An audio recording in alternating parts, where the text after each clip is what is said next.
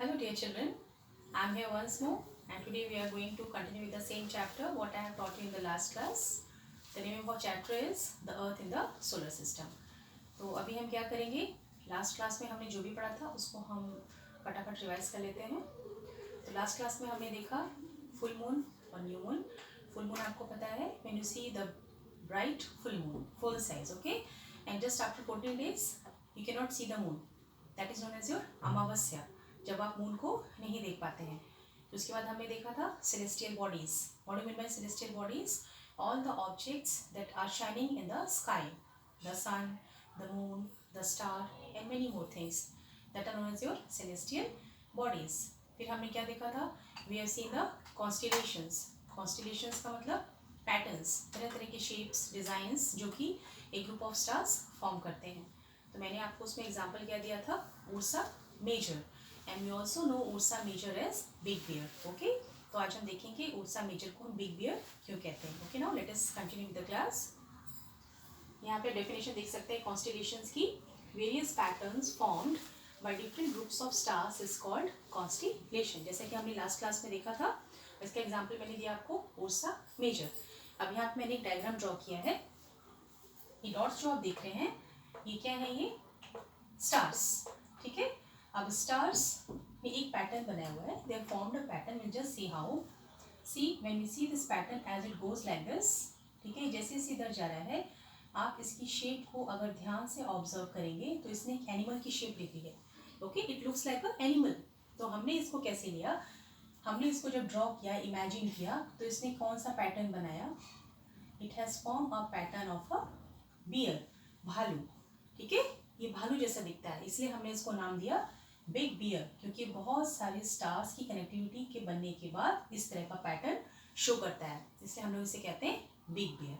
So it is one of the example of your constellation. Okay, now next is your Saptarishi. Okay, I explain you when you will refer your book. आप लोग उसमें figure 1.1 देखेंगे तो उसमें आप लोग ये फिगर देख सकते हैं. इसमें सप्तऋषि की फिगर आपकी किताबों में दे रखी है. Okay, now you can see the star 1 2 3 4 5 6 7. So this group of stars, 7 stars, they form Saptarishi. Okay, this shows the direction. This is east, this is west, and when you face towards the north.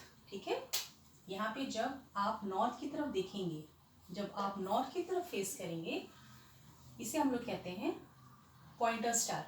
ठीक है, क्यों, क्योंकि ठीक इस star की सिधाई में एक star है जिसे हम लोग कहते हैं नॉर्थ स्टार. तो हम एक इमेजिनरी लाइन ड्रॉ करते हैं, एकदम सीधी लाइन, और ये लाइन आपकी पॉइंटर स्टार से लेके नॉर्थ स्टार तक जाती है. इसको हम लोग कहते हैं नॉर्थ स्टार. हम लोग इसको एक नाम से और जानते हैं जिसे हम लोग कहते हैं पोल स्टार. ओके, अब ये जो मैंने आपको डायग्राम बनाया हुआ है ये सप्तऋषि का है, and this is the most easily recognisable form of pattern in the sky. ये एक ऐसा पैटर्न है जिसको आप और हम कोई भी आसमान में आराम से देख सकता है. फाइन. इसकी सबसे इंपॉर्टेंट बात ये है, मैंने यहाँ पे उर्सा मेजर का डायग्राम अलग दिया है, सप्तऋषि का डायग्राम अलग दिया है, but the thing to be noticed here is Saptarishi is a form. It is one of the part of Big Bear only. ये अलग से नहीं बनता है आसमान में, इसी का एक पैटर्न है. हम देखेंगे कैसे. आप ये जो तारे देख रहे हैं 1 2 3 4 5 6 7, ये आपका सप्तऋषि ही है. ठीक है, तो यही आपका सप्तऋषि है, और ये सारे स्टार्स जब मिलते हैं तो ये आपस में एक बियर की शेप फॉर्म करते हैं, और इसी में आपका सप्तऋषि फॉर्म होता है. Clear. So Saptarishi is a part of a Ursa Major. Right, now as I have written here you can see it is a part of Ursa Major with 7 bright stars representing 7 sages. Sages का मतलब क्या होता है, sages माने साधु.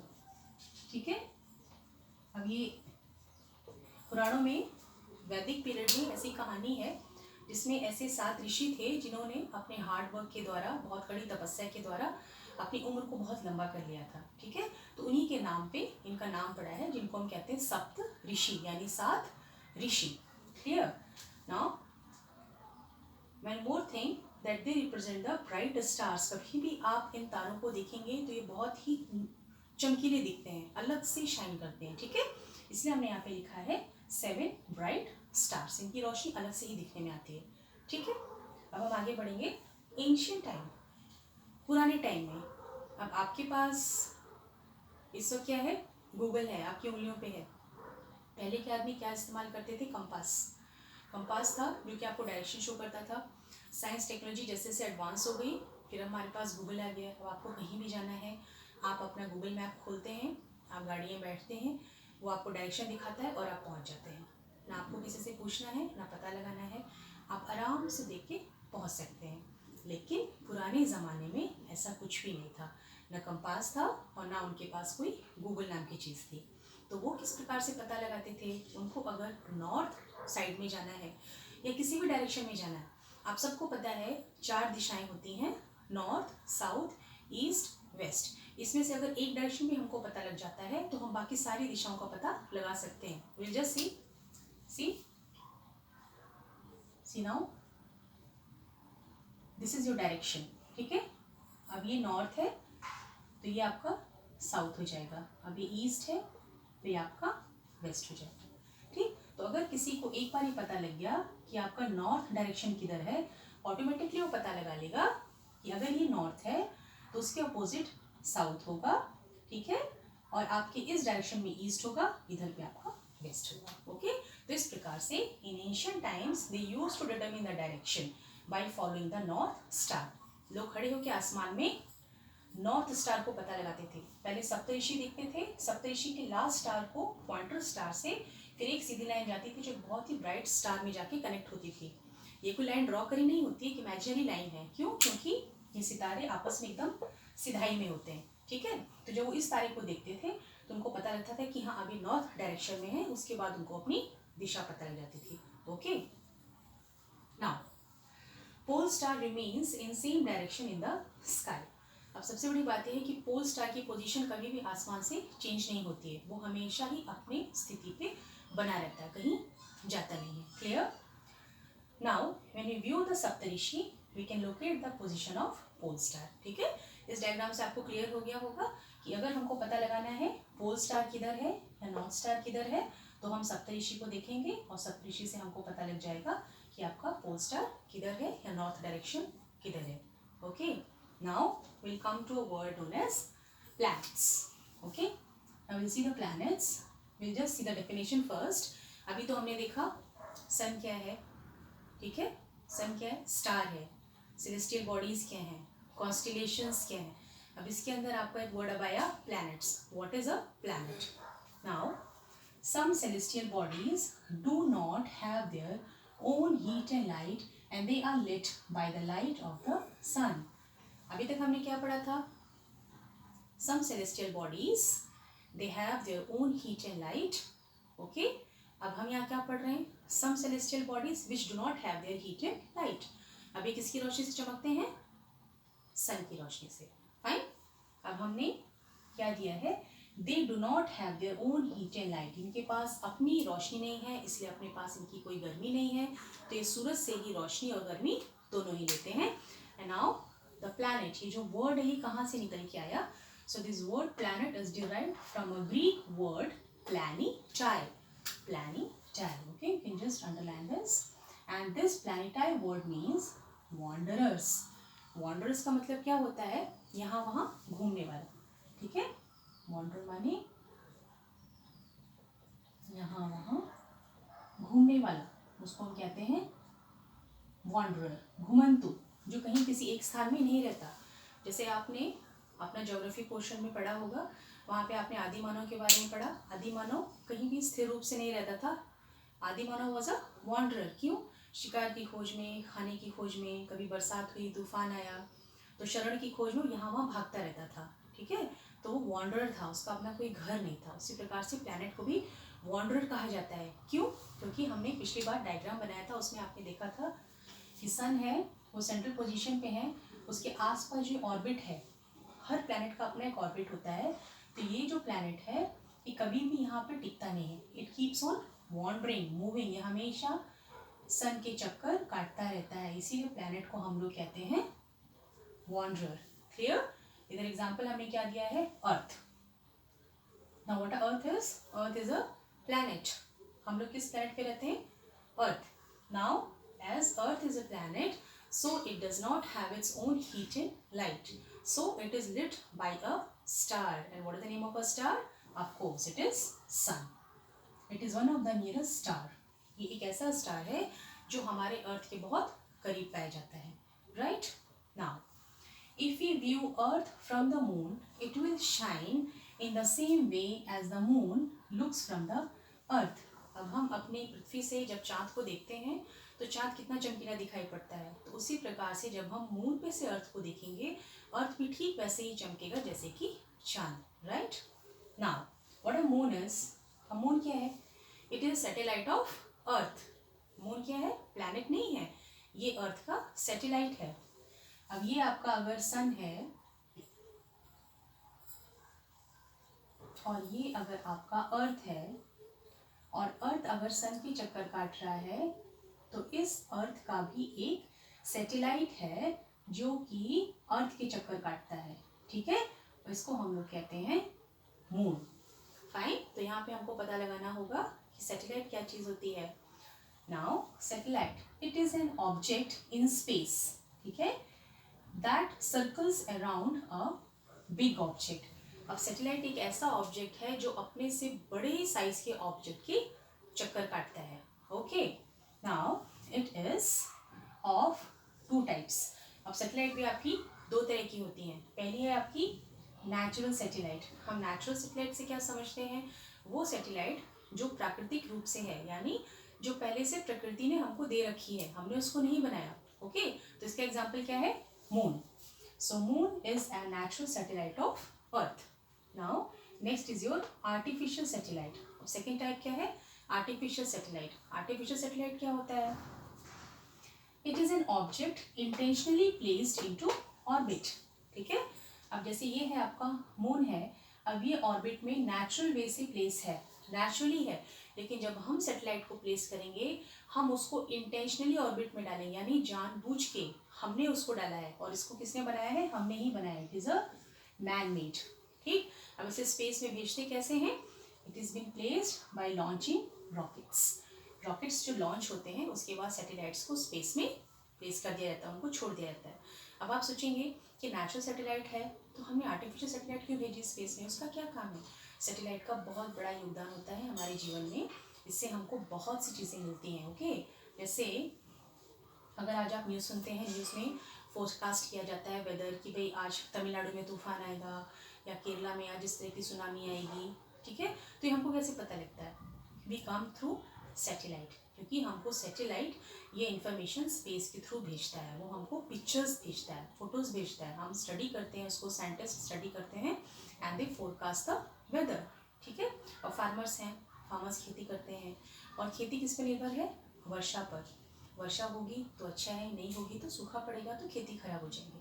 तो इसमें satellite के द्वारा इन्फॉर्मेशन भेजी जाती है कि किसान कब क्या करें, ओके, ताकि उनकी क्रॉप को बचाया जा सके। तो सैटेलाइट के बहुत से उपयोग हैं, ओके? तो main purpose, there are many purpose, I give you one और two example, like to study the earth and other planets, ठीक?